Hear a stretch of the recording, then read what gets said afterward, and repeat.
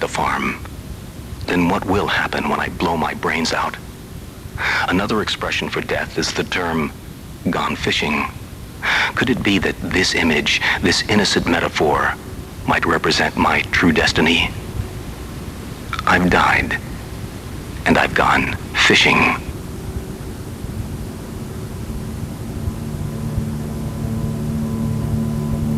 I'm sitting in a rowboat, an old straw hat on my head, a bamboo fishing pole extended over a tranquil lake, 2 or 3 inches of bilge water lapping at my feet. The green paint has long since flaked and chalked off the gunnels of the boat. I've got a cheese sandwich, a 6-pack of Old Milwaukee, and I'm just drifting along, half listening to the water lapping against the side of the boat in an almost womb-like rhythm. It's late afternoon, autumn. The leaves are changing, and I'm smoking a corncob pipe with fragrant tobacco wafting heavenward. I can hear the wind in the trees blowing through the branches, fanning the embers of my pipe, causing flaming motes to detach themselves from the bowl. And I watch a tiny ember, now airborne, float away and disappear in the slanting brilliance of the late afternoon sunlight.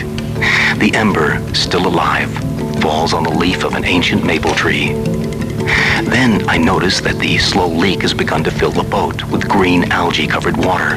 I haven't bailed in 6 or 8 months, and I realize the boat is sinking. A moment later, I see a thread of smoke coming from the woods. There's a burning circle spreading outward on a single leaf, and when it reaches the edges, the leaf bursts into flame and curls inward. And then another leaf catches fire, and the tip of a branch, and another branch, and a single tree, and soon the woods are engulfed in flames like a great furnace, a roaring inferno. And I'm thinking, wait a second, I've gone fishing forever. This is not what I bargained for. And the next thing that happens is that I can hear the shrieking sirens of fire engines, then the rhythmic beating of helicopters, and see them overhead spraying foam over the forest.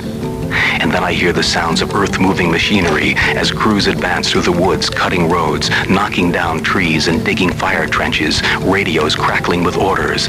And then, finally, the fire is put out. And I'm discovered, hanging onto the side of the boat, the pipe still in my mouth. And they put 2 and 2 together and realize that I am the author of this terrible conflagration.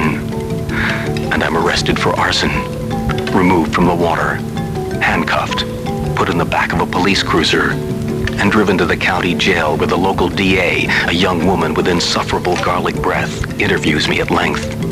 She's just come out of Risotto's, an Italian restaurant across the street from the jail, and she tells me that hundreds of homes, 2 schools, and a hospital have been destroyed, and that there are many burned and dead.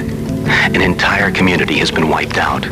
The economy of the state has been threatened, and a number of endangered species have been rendered extinct. And a huge crowd forms outside the jail. I can hear frenzied, angry voices, and I think, but I've gone fishing. How can this be? I'm a dead person. I went fishing. I was supposed to be in repose for eternity. And then I hear some rabble-rouser making a speech, his hoarse shrieks emanating from a bullhorn.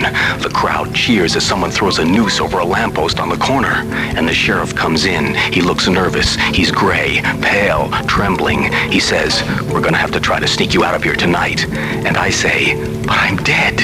And he says, "If you think you're dead now, just wait. You don't know what dead is."